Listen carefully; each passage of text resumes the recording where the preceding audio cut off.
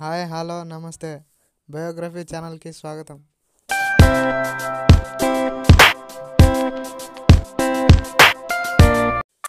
ఈ వీడియో మీకు నచ్చినట్లయితే లైక్ చేయండి, షేర్ చేయండి.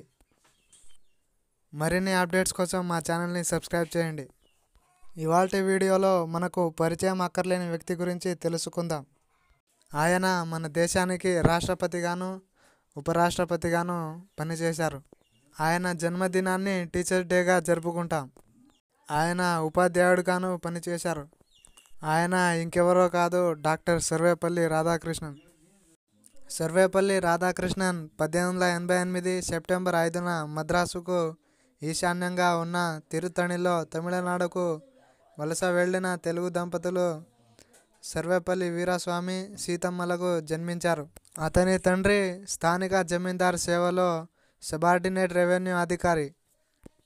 సర్వేపల్లి ప్రాథమిక విద్య తిరుత్తణిలోని కేవి హై స్కూల్లో జరిగింది. ఉన్నత విద్య కోసం అతను వేలూరులోని ఊర్హిస్ కాలేజీలో చేరాడు. ఎఫ్ఏ ఉత్తీర్ణుడు అయిన తర్వాత 16 సంవత్సరాల వయసులో మద్రాస్ క్రిస్టియన్ కాలేజీలో చేరాడు. 1907లో అక్కడి నుండి పట్టభద్రుడయి అదే కళాశాల నుండి మాస్టర్స్ డిగ్రీ పొందాడు. రాధాకృష్ణన్ 1903 మేలో 10 సంవత్సరాల వయసు గల శివకామమ్మతో తన 16వ ఏట వివాహం జరిగింది. రాధాకృష్ణన్ నిర్వహించినటువంటి ఉద్యోగాలు: 1919 ఏప్రిల్లో రాధాకృష్ణన్ మద్రాసు ప్రెసిడెన్సీ కాలేజీలో ఫిలాసఫీ విభాగానికి ప్రొఫెసర్గా నియమితులయ్యారు. 1918లో మైసూర్ విశ్వవిద్యాలయం ఉపకులపతి హెచ్వి నంజుండయ్య రాధాకృష్ణన్ తత్వశాస్త్రంలో ప్రతిభను గుర్తించి పిలిపించుకొని ప్రొఫెసర్గా నియమించారు. 1926 జూన్లో బ్రిటిష్ సామ్రాజ్యంలో విశ్వవిద్యాలయాల కాంగ్రెస్లో కలకత్తా విశ్వవిద్యాలయానికి ప్రాతినిధ్యం వహించారు. డాక్టర్ రాధాకృష్ణన్ గారు చేపట్టిన పదవులు: 1931 నుండి 36 వరకు ఆంధ్ర విశ్వవిద్యాలయానికి వైస్ ఛాన్సలర్గా పనిచేశారు.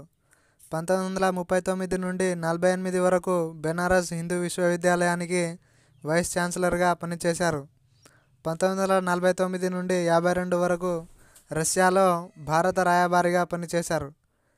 1946 నుండి 50 వరకు పలుమార్లు భారతదేశం తరపున యునెస్కో సభ్య బృందానికి అధ్యక్షత వహించారు. 1948లో విశ్వవిద్యాలయాల విద్యా కమిషన్కు అధ్యక్షుడిగా భారత ప్రభుత్వంచే నియమించబడ్డారు. 1952లో యునెస్కో అధ్యక్షునిగా ఎంపికయ్యారు.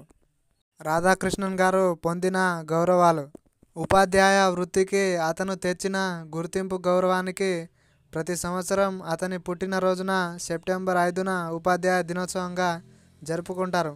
1931లో బ్రిటిష్ ప్రభుత్వం వారు ఇచ్చే ప్రతిష్టాత్మక సర్ బిరుదు ఇతనికి వరించింది. 1961లో జర్మనీ పుస్తక సదస్సు శాంతి బహుమానం పొందాడు. భారత తపాలా శాఖ 1967-89లలో స్మారక తపాలా స్టాంపులు విడుదల చేసింది. ఈయన 1952లో భారతదేశ మొదటి ఉపరాష్ట్రపతి మరియు 1962లో రెండవ రాష్ట్రపతిగా పనిచేశారు. 1954లో ఈయన చేసిన సేవకు గాను భారతరత్న పురస్కారం దక్కింది.